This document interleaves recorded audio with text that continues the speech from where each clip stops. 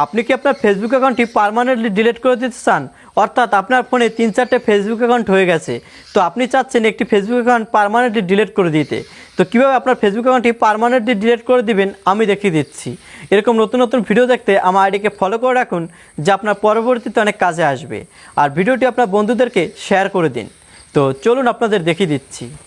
দেন আপনাদের ফোন থেকে ফেসবুকটি ওপেন করবেন। ওপেন করার পর উপরের দিকে এই থ্রি লাইন চিহ্নটির উপর ক্লিক করবেন। তারপর এখান থেকে এই সেটিংস লোগোটির উপর ক্লিক করে দেবেন। তারপর এখানে দেখতে পারেন পার্সোনাল ডিটেলস, জাস্ট এই লেখাটির উপর ক্লিক করবেন। আরও একবার জাস্ট এখান থেকে পার্সোনাল ডিটেলস এই লেখাটির উপর ক্লিক করবেন। তারপর নিচের দিকে দেখতে পারবেন অ্যাকাউন্ট ওনারশিপ অ্যান্ড কন্ট্রোল এই লেখাটির উপর ক্লিক করবেন। তারপর এখানে দেখতে পারবেন ডিঅ্যাক্টিভেশন অর ডিলিশন এই লেখাটির উপর ক্লিক করবেন। তারপর অ্যাকাউন্টের উপর ক্লিক করে দেবেন।